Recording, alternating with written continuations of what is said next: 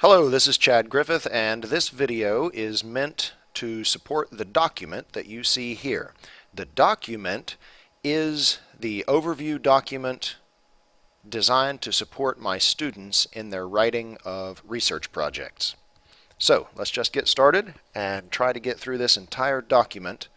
My intention is for students to see this one time with me to answer questions and to give additional input, and then to have it as a resource as they continue through the writing process. Explanation of assignment.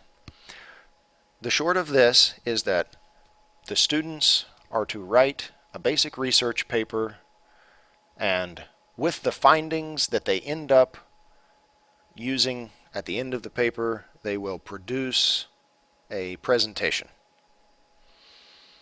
Specifics. Task, purpose, and audience. The task is to write a formal research paper on a topic approved by me, and for that research paper to have a good thesis. What do I mean by thesis? The thesis is the point that the student is trying to make. The thesis is the argument that is being posed by the student that is somehow about the topic that the student chose. Quick example. Student Johnny writes a basic informational paper about diesel engines, and all it does is talk about them. That's fine, except it's not really making a point. It's not really taking all of the information that Johnny found from his various quality resources and using them to prove an argument, to make a point. That's his thesis. His thesis is the point that he's going to make. In this case, we'll say instead of just writing about diesel engines, he attempts to prove that Americans today would be better served by increasing the number of diesel engines on the road, in particular for both environmental reasons in general and for fuel economy more specifically. There. Thesis. The purpose of the paper. The student is to inform and convince the audience through synthesis and presentation of information from a variety of resources while developing an argument or claim that was declared through a thesis statement. The student should learn about the topic while writing. So here that thesis is being used, and the student is both informing and convincing the audience. The audience, as we see at the end here of task, purpose, and audience, in this case is the teacher. But the reality is that the audience will become the student's peers also when the paper becomes a presentation.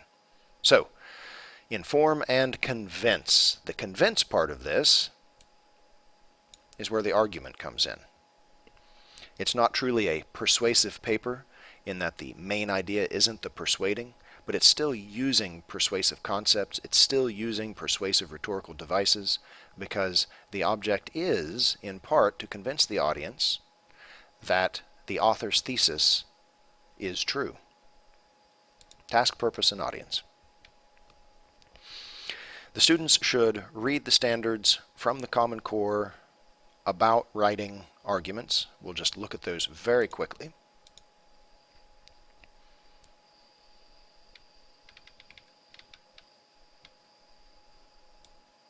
Text types and purposes. Write arguments to support claims in an analysis of substantive topics or texts using valid reasoning, relevant and sufficient evidence. I'm not going to read the rest of it. It's available to the students, but this establishes the need for argument-based writing within the classroom under the current standards being used by the state of Ohio.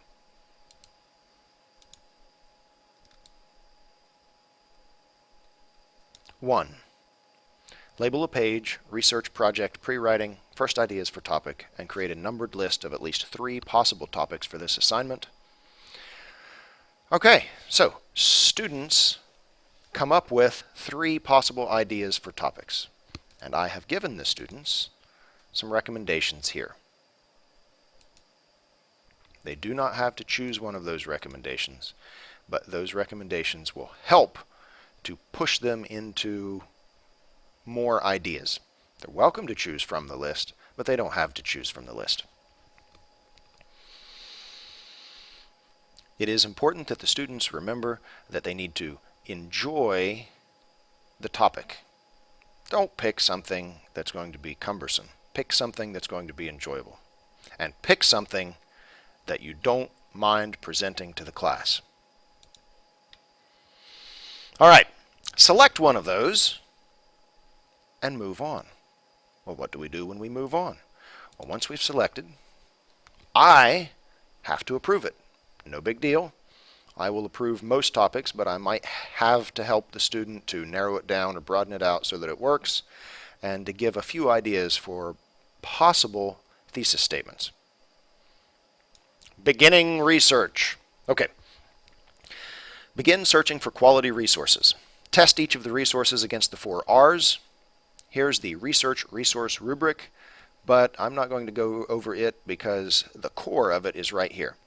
Look at each individual resource and determine, is it relevant?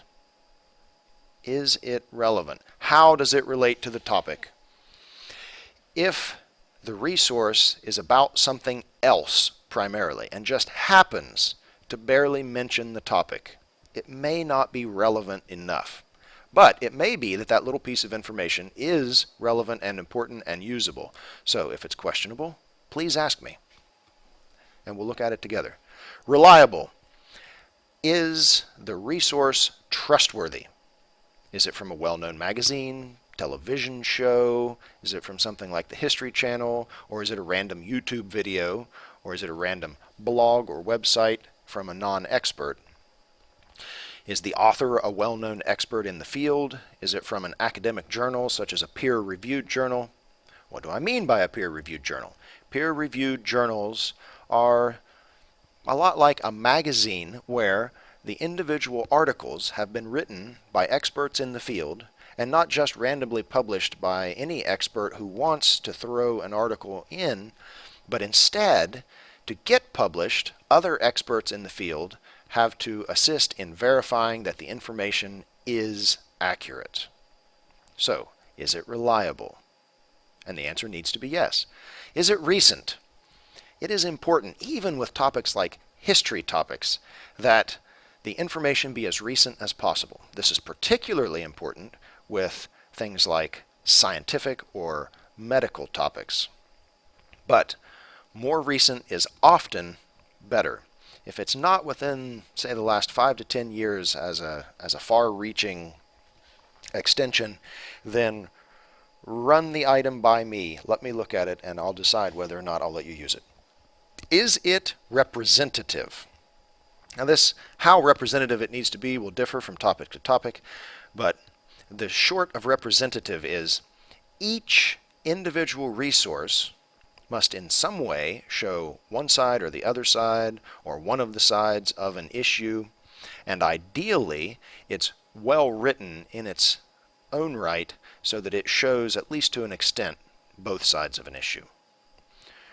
Relevant, reliable, recent, and representative, the 4 R's that I use to determine whether or not a resource is usable. Is it a quality resource? If it meets all 4, chances are it is a quality resource. Any questions on these, run them by me. Pre-writing. All right, here we have the actual first part of the sit-down writing process after some resources have been put together. Gathering those resources into an annotated bibliography. You, as a student, have selected a topic. You think it's a good one, you skimmed through, there are probably plenty of resources, let's prove it. Pre-writing. Annotated bibliography. What does that mean? Well, the short of it is, annotation is note-taking. Not note-taking on the topic, note-taking about the topic. To annotate something is to make explanatory notes about it. So here, in your bibliography, you will, at the end of each citation, explain a little bit about it. Let's look at what I mean by that. Here is a sample paper. The Works Cited page, Works Cited being the term used by the Modern Language Association for its bibliographies. The Works Cited page shows in alphabetical order each of the citations. Let's just look at the first one. We have all of the information that is included in citations. For me, the students must have the actual hyperlinks for web citations, and I want them to be hot, meaning I want to have live links that I can click on to go to check out those resources. But after the normal citation comes the annotation. In this case, the annotation for this resource simply says, "This is an online exhibit of the University of Michigan Library. It gives an overview of the conflict and highlights key concepts and battles." That's it.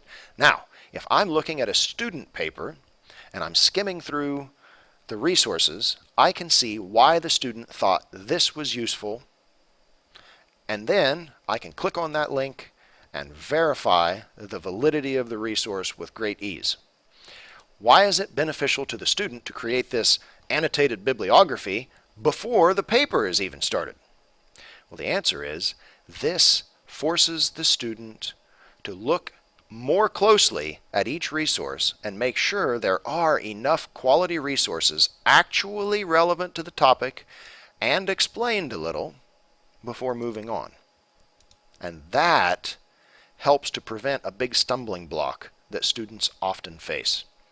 The stumbling block of starting by just scribbling down an opening and throwing some comments together, wasting a week or so, and then realizing there's no actual pith, there's no heart, there's no core to the paper.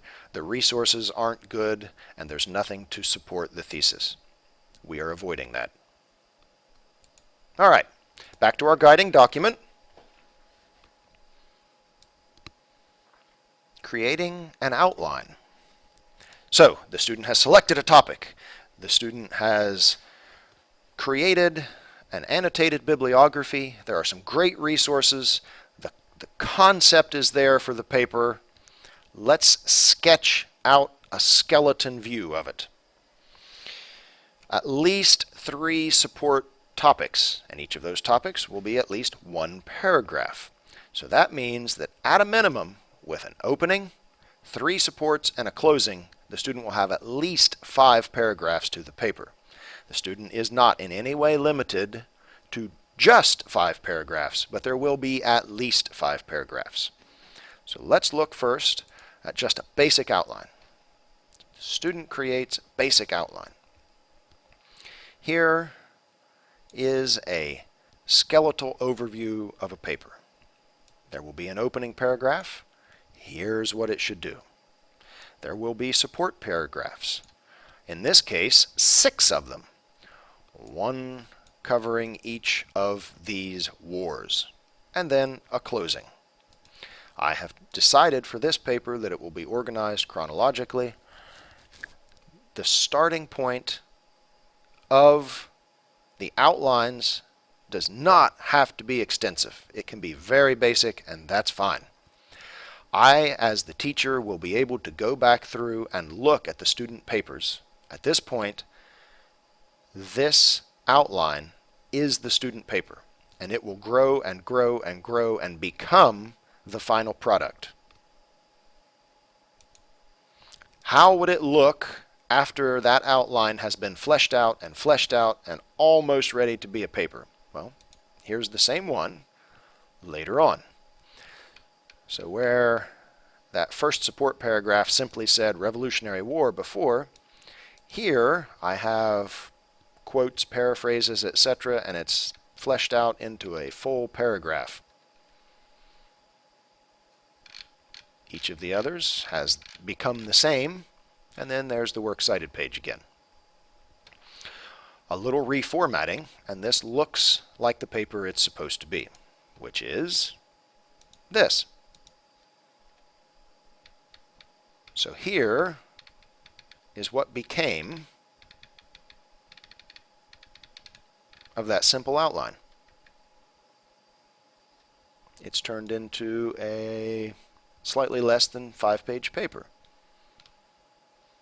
But this is the same document. It was the outline, and it just grew and grew into this. With that said, I, as the teacher, can go in and look at the history of the development of the paper.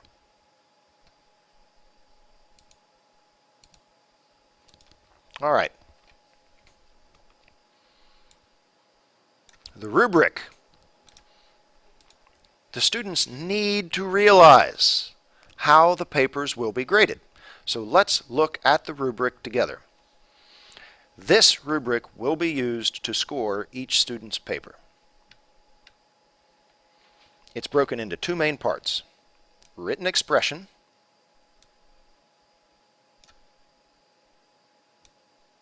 and language and conventions. Written expression deals with the organization and flow and quality of the overall writing, and language deals with grammar, usage, and mechanics. Does the student paper provide effective development of the claim? What do we mean by claim? The claim is simply the thesis. Does the student paper effectively develop the argument that's being used as the core of the paper? And the answer should be yes, and then the question becomes, to what extent is it yes? By the way, I, as the teacher, did not make up any of the terms used here. This is simply a restructuring and rewording of the PARCC argument rubric that is based on the Common Core, currently used by Ohio. So let's look at number one. The student provides either effective and comprehensive development of the claim, getting a full 4 points out of 4, mostly effective development of the claim, only 3 out of 4, some development of the claim, 2 out of 4, minimal development of the claim, 1 out of 4, or insufficient development of the claim, nothing. To get nothing, the student would basically have to not have a thesis supported at all, in which case the paper has not met the task, purpose, and audience and would not be usable, therefore would be a 0 until fixed. But that shouldn't happen. The pre-writing process, the writing process in general should prevent such a problem. All right, quickly then, skimming through the rest. The concept of the rubric should be relatively clear now. So, development of the claim is appropriate to the task. Let's look again at the task quickly together, because this is going to tie back to number one there again as well. Formal research-based paper on a teacher-approved topic. All right, is it a formal paper? Is it research-based? And was it approved by the teacher? If so, we've already covered thesis. If so, then it meets the task, and it's fine. So that one's going to be great, hopefully for everyone. It uses some variety of reasoning. Well, what does that mean? Reasoning. Do the support topics make sense? Do they work together to actually argue the thesis? If the argument is that your teacher is a great teacher, and the reasoning is that your teacher is tall and dresses nicely, but there's no evidence that taller teachers or well-dressed teachers have better test scores, then that's flawed reasoning. There are lots and lots and lots of logical fallacies that can come into play, and I will have support materials available to students about those. But the short of it is, the reasons used to support the thesis must make sense to the audience. That's it. Is the reasoning clear and convincing? Just clear, but not really convincing? Is there just some reasoning there? Is there limited which apparently means less than some, or is it insufficient? Is there pretty much no good reasoning there? And that's how the scoring works on that one.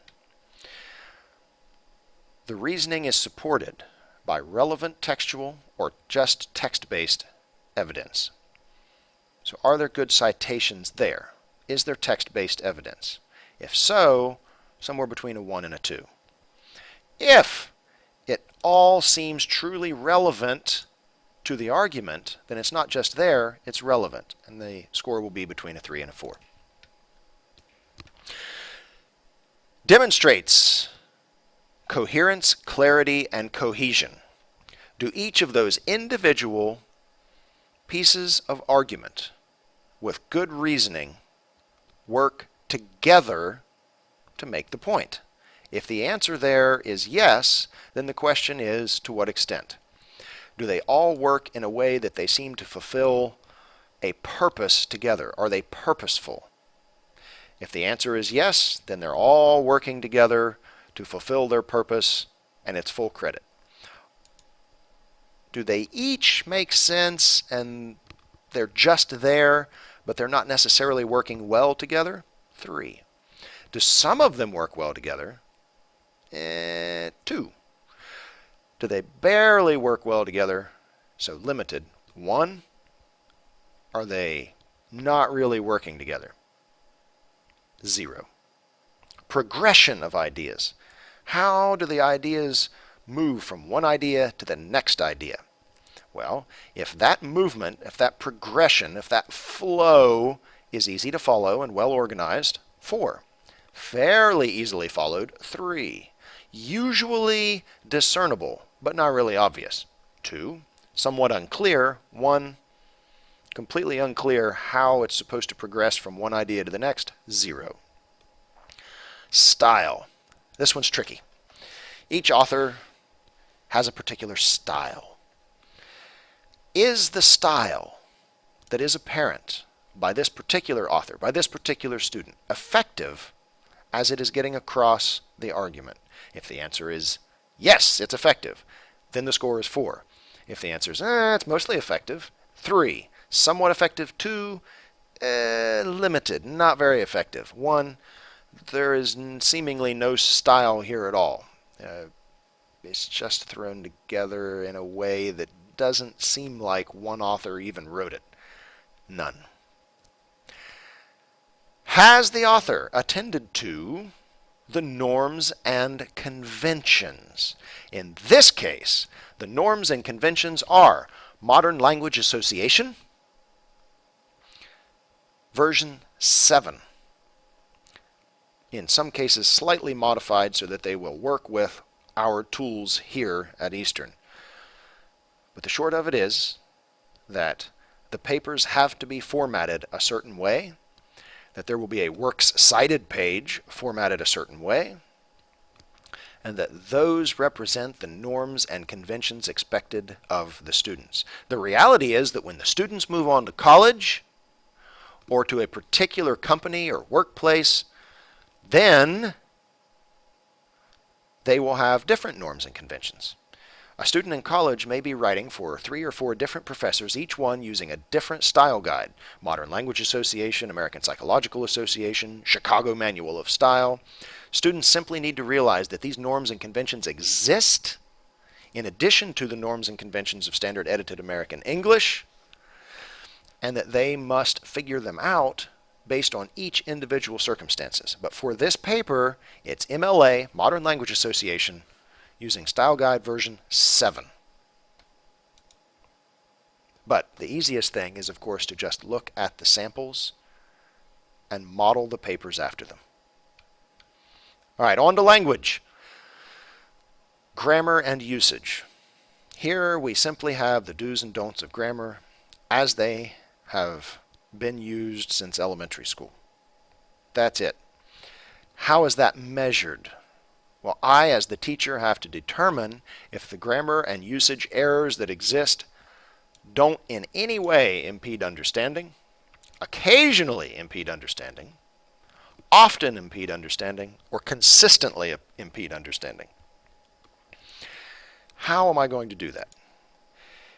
If the paper has just a couple grammar issues and they were not in any way stumbling blocks to me, then it's fine. No credit will be taken off.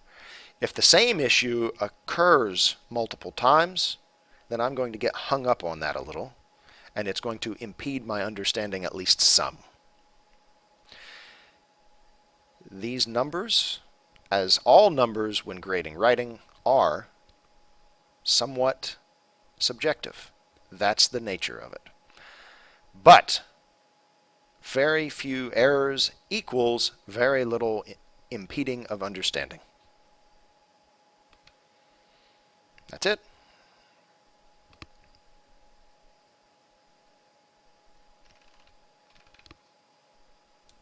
Next, we move on to drafting. Okay, the student has an outline. The student understands how the paper has to be written in order to meet the quality points on the rubric.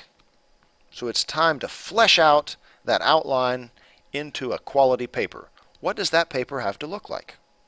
Well, for students in general English classes, somewhere between 400 and 800 words.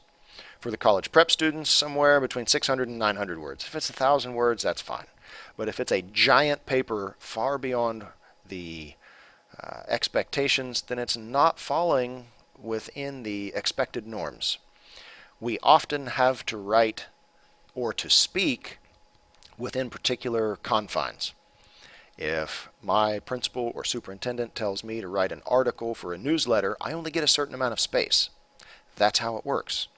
And the reality is that I, as the teacher, only have a certain amount of time.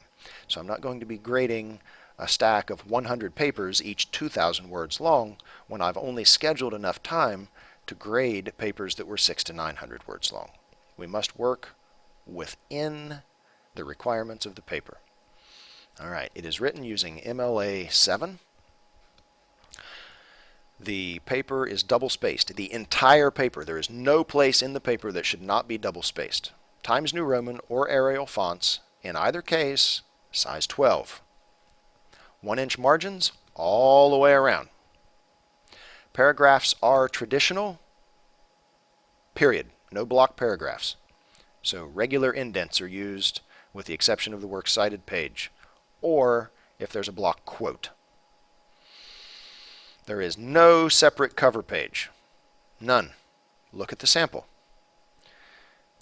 The student's name, teacher's name, class period, and due date are on the top left of the first page. One additional piece of information can be there, and that's the name of the school. If it's not there, no credit will be removed. If it is there, that's even better. Look at the sample. Centered above the first paragraph should be the title. That's it. The title isn't underlined. The title is not italicized. The title is simply centered above the start of the first paragraph. That's it. No additional weird spacing. Everything's double spaced from beginning to end. Every page, with the first page being optional, is to have a page number in the top right corner, preceded by the student's last name. All right, let's look at that sample again, just so that all this makes sense. In the header, please notice that there's a space here.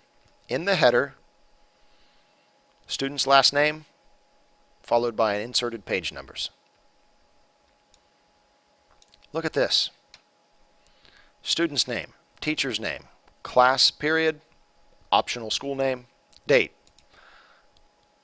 Simple double space below it is the title, centered, and then using standard paragraph form, the paper starts. The only place that weird paragraphs could be used would be block quotes. If a quote moves from the third line of quote to the fourth line of quote, then we do away with quotation marks, and instead we use block quotes. Block quotes, in this case, are created by doing a full indent, same as a paragraph, but for the entire quote. Since it's block quoted, that takes the place of the quotation marks. After the end of the quote, we simply return to standard paragraph form again. If right after the quote it starts a new paragraph, then there's an indent there, and it looks weird, but I'm the reader and I can figure it out. I'm used to it. It's okay.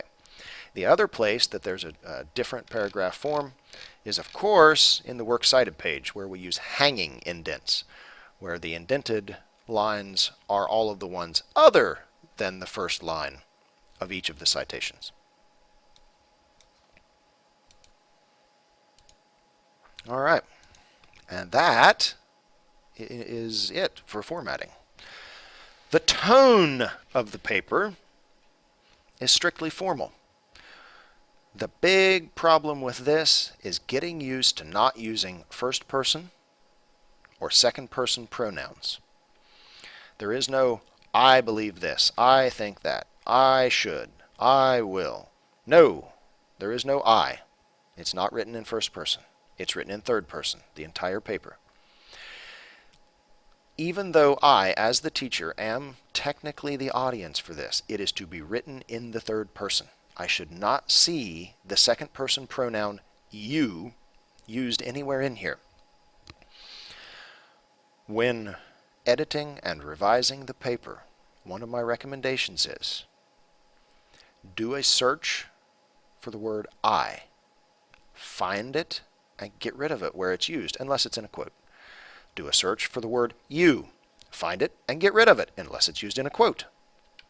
Point of view, the formal tone of the research paper. Dun, dun, dun. Again, third person all the way through. The use of third person is one of the ways that we stick to the formal tone. Another way is that we avoid informal speech and the use of things like contractions, which represent informal speech. If you have any questions about that, please get with me. Next, the introductory paragraph. What should it include? Well, ideally it includes an attention-getting device. In this case, because it's formal, there shouldn't be things like jokes included. These aren't semi-formal or informal speeches, so don't use humor as an attention-getting device. Some striking statistic or comment that could help the audience to focus, that's fine. In the introductory paragraph should be enough information that I, as the audience, grasp not only the topic, but the thesis through a thesis statement. What is the paper trying to prove? What point is it trying to make within the scope of the topic? And, generally speaking, what are the support topics going to be? That's it. That is it. Each one of those support topics introduced must then be developed in the support paragraphs. All right, so what about those support paragraphs? Well, let's move on and look at them a little. The support paragraphs, each one must tie back in some way, either giving additional information that helps the audience to understand the topic generally, or as a support paragraph, it must specifically be supporting the thesis. One of those two things should be happening in each one of them. Here I've also talked about the 5-paragraph essay and the reality that it is not necessary. It's easy for grading. It's easy for essay grading in particular. I have set a minimum number of support paragraphs at 3, but there's not a cap at 3 because there's no such thing as a 5-paragraph essay in real academic writing. All right, transitions. When transitioning from one paragraph to the next paragraph as part of sequencing, the transitions should be smooth and purposeful. They should organize those complex ideas in a way that helps the audience to see a good flow and should see that each of those paragraphs works well together.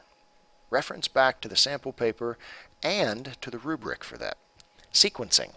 Sequencing we already talked about quite a bit, but here I've shown the sample paper sequenced in 2 different ways. You can follow this link and look at the sample paper organized chronologically and look at the same paper rewritten so that the sequencing has changed and it's organized spatially. This paper is about wars in which the United States participated. So the first one simply looks at them in the order they happened, but the second looks at the ones that just happened in the US and then just happened in North America and then spreads out around the world. It's up to the author how to sequence. Then we have the conclusion, which simply restates the thesis and support information, preferably tying any loose ends together, but never bringing forward shiny new information. Then we have the Works Cited page, which I already mentioned a little. Look at the samples and be sure, along with the samples, to look at any additional information that has to do with the use of MLA, in particular MLA 7. Revising. As part of the revision process, students are not looking for nitpicky little issues, but are looking at big picture changes to the papers. The recommendation that I have here is that students don't just look over what they consider a finished paper one time, but look over that paper multiple times. Look for the different things that have been discussed in this video and on this paper. Then, don't just look at it as the author. We as authors look over our own papers and miss big issues, whereas someone else, preferably someone else we trust, looking over the same paper could easily find missing items or possible rewordings that would make the paper much easier for the audience to understand. That brings us to proofreading. Proofreading is different than revising. Proofreading is looking for those little tiny issues, those grammar issues, those spelling issues. It's not looking at the big picture. It's looking at the tree, not the forest. Look over the paper multiple times, again, specifically for those grammar and mechanics and punctuation issues. Particularly looking for sentence fragments, run-on sentences, problems with subject-verb agreement, pronoun-antecedent agreement, etc. Then, when you think you're done, you're not done. You need to read the paper out loud. Read the paper out loud, or better yet, ask someone else to read the paper out loud to you. Once all of that has happened, then submit that final paper for a grade. That's it.